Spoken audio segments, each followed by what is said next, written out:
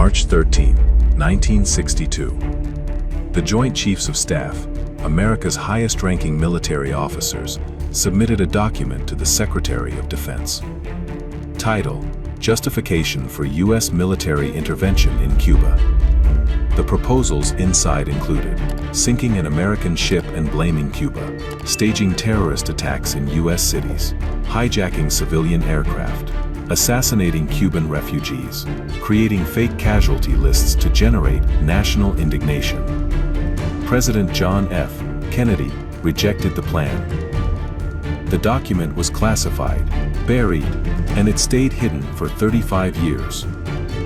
Until 1997, when the JFK Assassination Records Review Board declassified 1,521 pages of secret military records. This is Operation Northwoods, the declassified false flag operation that proves your government actually proposed attacking its own citizens to justify a war. And every word of it is a matter of public record. To understand Operation Northwoods, you need to understand the context. 1959, Fidel Castro overthrows the Cuban government. He aligns with the Soviet Union. He nationalizes American businesses. He puts Soviet nuclear missiles 90 miles from Florida. April 1961, the CIA backs an invasion of Cuba by Cuban exiles.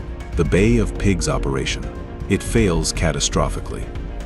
Kennedy takes public responsibility, but privately, the military blames him for not providing air support. The Pentagon wants Castro gone. Kennedy refuses to authorize a full military invasion. He's still reeling from the Bay of Pigs disaster.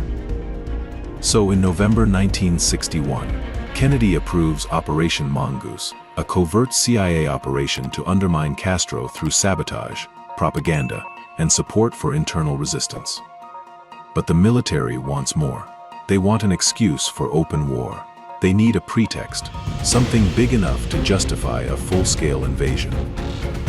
Enter General Lyman Lemnitzer, chairman of the Joint Chiefs of Staff. And on March 13, 1962, he signed his name to one of the most shocking documents in American military history. Let's go through what Operation Northwoods actually proposed. Word for word, these are direct quotes from the declassified document. Proposal 1. Remember the main incident. We could blow up a U.S. ship in Guantanamo Bay and blame Cuba. Casualty lists in U.S. newspapers would cause a helpful wave of national indignation. They explicitly reference the USS Maine, the ship that blew up in Havana Harbor in 1898, which the U.S. blamed on Spain to start the Spanish-American War. Proposal 2. Fake aircraft hijacking. An aircraft at Eglin Air Force Base would be painted and numbered as an exact duplicate for a civil registered aircraft. At a designated time, the duplicate would be substituted for the actual civil aircraft, and the passengers would board the duplicate aircraft. The actual aircraft would be converted to a drone and destroyed over Cuba.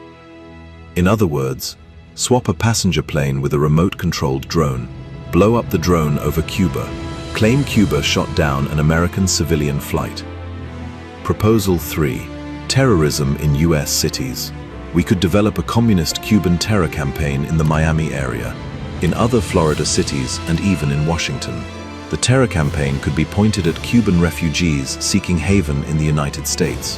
We could sink a boatload of Cubans en route to Florida, real or simulated. We could foster attempts on lives of Cuban refugees in the United States, even to the extent of wounding in instances to be widely publicized. They proposed killing real refugees, or faking their deaths, to create outrage. Proposal 4. Fake attack on Guantanamo. We could blow up ammunition stores at Guantanamo and start fires. We could arrange for riot damage to base facilities. We could use friendly Cubans in Cuban military uniforms to stage attacks. We would conduct funerals for mock victims. Fake attacks, fake funerals, real propaganda. There were more. False claims of Cuban MiG aircraft attacking U.S. planes, staged sabotage at the naval base, even a plan to fake an attack on John Glenn's Mercury spaceflight and blame Castro if it failed. All of this was signed by the entire Joint Chiefs of Staff, all 6 members. The Northwoods document was presented to Secretary of Defense Robert McNamara on March 13, 1962. 3 days later, March 16th, General Lemnitzer met with President Kennedy. A declassified memo from that meeting reads, General Lemnitzer commented that the military had contingency plans for U.S. intervention. Also, it had plans for creating plausible pretexts to use force.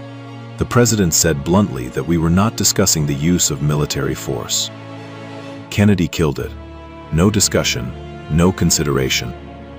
2 months later, Lemnitzer was removed as chairman of the Joint Chiefs of Staff. The official story: Lemnitzer was promoted to Supreme Allied Commander of NATO. It was presented as a lateral move. It wasn't. Kennedy had lost confidence in the man who proposed killing Americans. Years later, Robert McNamara reflected on that era. We had military officers proposing things that were completely insane. He described Lemnitzer specifically as having lost touch with reality. 7 months after Northwoods was rejected, the Cuban Missile Crisis brought the world to the brink of nuclear war. 18 months after rejecting Northwoods, Kennedy was assassinated in Dallas. No proven connection, but the timing raises questions. Operation Northwoods was classified, top secret. It was buried in Pentagon archives. In the 1970s, the Church Committee investigated CIA abuses. They exposed MKUltra, COINTELPRO, assassination plots against foreign leaders. But Northwoods stayed hidden. 1991, Oliver Stone's film, JFK, reignites public interest in government secrecy around Kennedy's assassination. 1992, Congress passes the JFK Assassination Records Collection Act. It creates a review board with authority to declassify millions of documents.